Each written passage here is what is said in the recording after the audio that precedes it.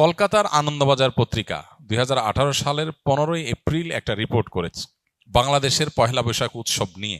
সেটা শিরোনামটা খুবই গুরুত্বপূর্ণ এবং আমাদের চিন্তার খোরাক যোগাবে। দেশীয় সংস্কৃতি হিসাবে পহেলা বৈশাখ উদযাপনের শরঈ দৃষ্টিকোণ ব্যাখ্যা করবেন প্লিজ।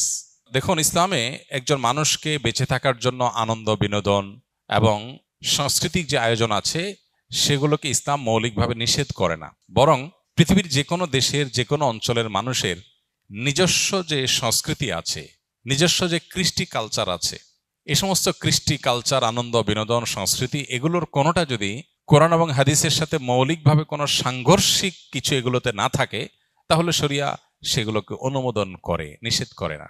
যেমন আমাদের নবী করিম সাল্লাল্লাহু আলাইহি সাল্লাম মক্কায় এবং মদিনায় তার এই উভয় জীবনে মক্কার এবং মদিনার মানুষদের আবহমান কাল থেকে চলে আসা অনেক কৃষ্টি কালচার আছে যেগুলোকে তিনি অস্বীকার করেননি, যেগুলোর সাথে কোরআন এবং হাদিসের কোনো সংঘর্ষ নেই।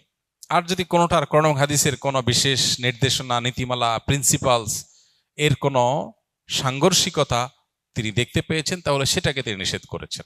আরবের মানুষের বহু কৃষ্টি কালচারকে নবী করিম সাল্লাল্লাহু আলাইহি সাল্লাম মৌন সম্মতির মাধ্যমে অনুমোদন করেছেন, কারণ সেগুলোর সাথে কোরআন হাদিসের কোনো সাংঘর্ষিকতা পাওয়া যায়নি। আমাদের দেশে এরকম অনেক কৃষ্টি কালচার গ্রাম বাংলায় ছিল, এখনো অনেকগুলো আছে। যেমন একটা অত্যন্ত পরিচিত উৎসব, একটা সংস্কৃতি আমাদের সমাজের গ্রাম বাংলার ছিল, সেটা হলো নবান্ন উৎসব। নব অন্ন, নতুন খাবার, নতুন ধান যখন উঠতো তখন সেই নতুন ধানের চাল দিয়ে পায়েস রান্না করা, পিঠা রান্না করা, বিভিন্ন রকমের খাবারের ব্যবস্থা করা, ভাত রান্না করা, এটা একটা আনন্দের উপলক্ষ ছিল গ্রাম বাংলার মানুষের।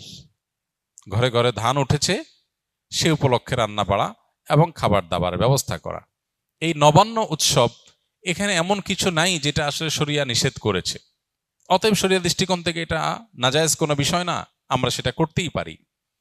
এরকম অনেক উৎসব আছে যে উৎসবগুলোকে শরিয়ার দৃষ্টিকোণ থেকে নিষিদ্ধ বলার কোনো সুযোগ নাই। পহেলা বৈশাখের কথা যদি আমরা বলি, তাহলে সেক্ষেত্রে আমরা দেখতে পাই পহেলা বৈশাখ এটা আসলে বাংলাদেশের বা বাঙালি জাতির আবহমানকাল থেকে চলে আসা কোনো কালচার কি না। পহেলা বৈশাখের যে রূপ আমরা দেখতে পাই এখন, এটা তো শুরু হয়েছে 1989 সাল থেকে। ধাপে ধাপে এটা পরিবর্তিত হয়েছে, সেটা আমরা জানি সবাই।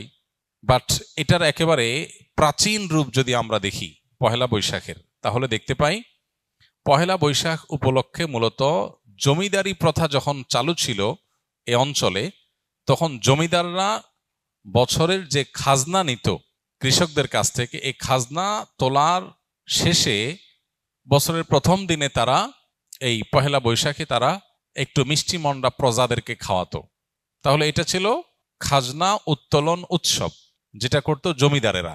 জমিদার প্রথা বিলুপ্ত হয়ে যাওয়ার পর এই খাজনা উত্তোলন প্রথাও বিলুপ্ত হয়ে গেছে। এরপরে পহেলা বৈশাখের দ্বিতীয় ধাপে যে কালচারটা আমরা আমাদের শৈশব থেকে দেখে বড় হয়েছি গ্রাম বাংলায়, সেটা হলো গ্রামে শহরে সব জায়গায় একটা কালচার ছিল, সেটা হলো হাল খাতা। সারা বছর যত রকমের ব্যবসা বাণিজ্য হতো, বিশেষ করে মুদি মালামাল, অন্যান্য যে সমস্ত সব রকমের ব্যবসা বাণিজ্যই যেগুলো চলমান ছিল, দোকানদারেরা তাদের সারা বছরের যে লেনদেন হতো, বাকিতে যে লেনদেন হতো, এই সব পাওনাদারদেরকে চিঠি দিত চৈত্র মাসে যে পহেলা বৈশাখ শুভ হালখাতা, দোকানে আসবেন, দেনা পরিশোধ করবেন, যেহেতু দেনা পরিশোধ করছেন সেজন্য আপনাকে একটু মিষ্টিমুখ করানো হবে। এই হালখাতার কালচার গ্রামে শহরে সব জায়গায় ব্যাপকভাবে আমাদের দেশে প্রতিষ্ঠিত ছিল।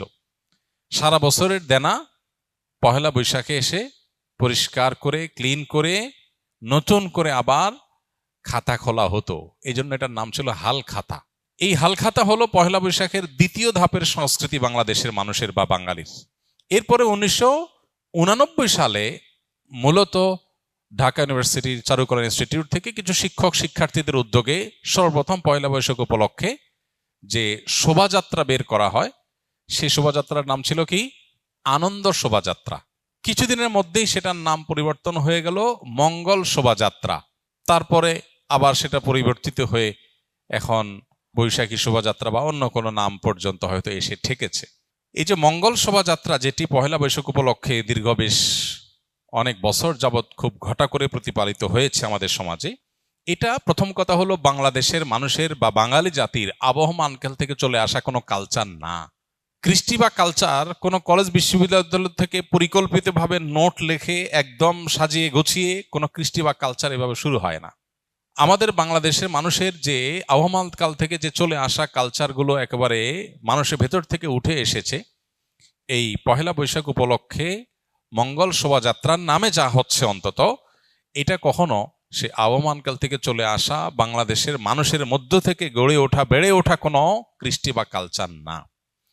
এটা হলো প্রথম কথা। দ্বিতীয় কথা হলো যে এই পহেলা বৈশাখের মঙ্গল শোভাযাত্রাকে ঘিরে যত আয়োজন হয়ে থাকে, বিশেষ করে মঙ্গল শোভাযাত্রা যে বিভিন্ন প্রাণীর মুখোশ এবং বিভিন্ন রকমের প্রাণীর ভাস্কর্য এটা নিয়ে যে র্যালি বের করা হয়ে থাকে, খুব সচেতনভাবে আপনি লক্ষ্য করলে দেখতে পাবেন এখানে পেঁচা, ইঁদুর, হাঁস, ময়ূর এমন কিছু প্রাণীর মুখোশ সেখানে খুবই পরিকল্পিতভাবে ব্যবহার করা হয়, প্রদর্শন করা হয়, যেগুলো একটা বিশেষ ধর্মের মানুষের ধর্মীয় বিশ্বাসের সাথে সংশ্লিষ্ট, যেগুলোর অনেকগুলোই হিন্দুদের বিভিন্ন দেবতার বাহন হিসেবে হিন্দু ধর্মে এটি প্রতিষ্ঠিত।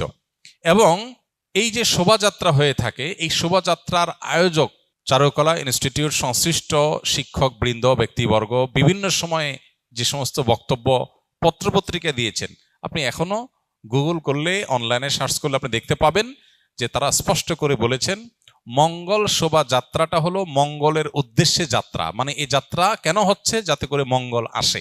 তো একজন ইমানদার তিনি মঙ্গল আসার জন্য দোয়া করবেন আল্লাহর কাছে, আর চেষ্টা করবেন, পরিশ্রম করবেন। প্রতিদিন প্রতি ওয়াক্ত নামাজে আল্লাহ আমাদেরকে মুয়াজ্জিনের মাধ্যমে ডাক দিচ্ছেন, হাইয়া আলাস সালাহ, হাইয়া আলাল ফালাহ, মঙ্গলের পথে আসো। প্রতিদিন 5 বার ডাকা হচ্ছে সালাতে আসার, আল্লাহর কাছ থেকে দোয়া করে প্রার্থনা করে মঙ্গল চাওয়ার নির্দেশ আমাদেরকে দেয়া হচ্ছে। সেখানে এই বিশেষ প্রাণীর মুখোশ এটা ধারণ করার, র্যালিতে নিয়ে বের করার মধ্য দিয়ে মঙ্গল আসতে পারে বা মঙ্গল এভাবে আহ্বান করে মঙ্গল আনা যেতে পারে, এরকম বিশ্বাস করা ইমানের সাথে অসঙ্গতিপূর্ণ। এই বিষয়গুলোকে সামনে রাখলে স্পষ্ট হয় যে এটা আসলে মুসলমানদের ওপর চাপিয়ে দেওয়া একটা সংস্কৃতি, যেটা মূলত অনেক ক্ষেত্রে হিন্দু ধর্মের মানুষদের সংস্কৃতি, সেটা মুসলমানদের উপরে চাপিয়ে দেওয়া হচ্ছে। পহেলা বৈশাখকে ঘিরে, মঙ্গল শোভাযাত্রাকে ঘিরে যে কালচার, যে কৃষ্টি আমাদের সমাজে আজ পরিচিতি লাভ করেছে, যেটা আমরা মঙ্গল শোভাযাত্রা দেখতে পাই, এইটাতে আপনি যে সমস্ত উপাদান দেখতে পাবেন এগুলো মূলত একটা বিশেষ ধর্মের মানুষের ধর্মীয় বিষয় আশয়, সেগুলোকে বাঙালি সংস্কৃতির নামে আমাদের সমাজে গেলানো হচ্ছে। খুবই দুর্ভাগ্যজনক বাস্তবতা। নবীজি বলেছেন, মান তাশাব্বাহা বিকওমিন ফাহুয়া মিনহুম, যে ব্যক্তি কোনো জাতির সাথে সাদৃশ্য গ্রহণ করবে সে তাদের অন্তর্ভুক্ত হয়ে যাবে। এ ব্যাপারে আমি লক্ষ্য করেছি বেশ কয়েক বছর আগে থেকে। গত পরশু দিনও আমি আবারও এ বিষয়ে অনলাইনে সার্চ করে দেখেছি। কলকাতার আনন্দবাজার পত্রিকা 2018 সালের 15 এপ্রিল একটা রিপোর্ট করেছে বাংলাদেশের পহেলা বৈশাখ উৎসব নিয়ে। সেটা শিরোনামটা খুবই গুরুত্বপূর্ণ এবং আমাদের চিন্তার খোরাক যোগাবে। এখনো সেটা অনলাইনে আছে, এখনো আছে। মানে কখন ডিলিট করে ফেলে তারা বা ডিলিট হয়ে যায় আমরা জানি না, তবে এখনো আছে। কলকাতার আনন্দবাজার পত্রিকা ঢাকার এই পহেলা বৈশাখ উপলক্ষে যে আয়োজন, বাঙালি উৎসবের নামে যেটা গেলানো হচ্ছে মুসলমানদেরকে, সেটা সম্পর্কে শিরোনাম করেছে, হেডলাইন করেছে, ঢাকার পয়লা যেন অষ্টমীর এক ডালিয়া। অতএব এরপরও যদি কোনো মানুষ, কোনো মুসলমান যদি বিভ্রান্তিতে থাকেন, তাহলে তাকে আল্লাহর উপর ন্যস্ত করা ছাড়া আর কিচ্ছু করার নেই। আমাদের দায়িত্বশীল ব্যক্তিগর্বের প্রতি আমাদের উদাত্ত আহ্বান থাকবে, তারা অবশ্যই আমাদের দেশের সংস্কৃতিকে ধারণ করবেন, সেটার প্রচার করবেন, আমরা সেটা ধারণ করব, প্রচার করব। কিন্তু আরোপিত দেশীয় সংস্কৃতির নামে আরোপিত ভিন্ন ধর্মের বিশ্বাস, চিন্তা, চেতনা, কৃষ্টি, কালচারকে মুসলমানদের মধ্যে গেলাবার চেষ্টা,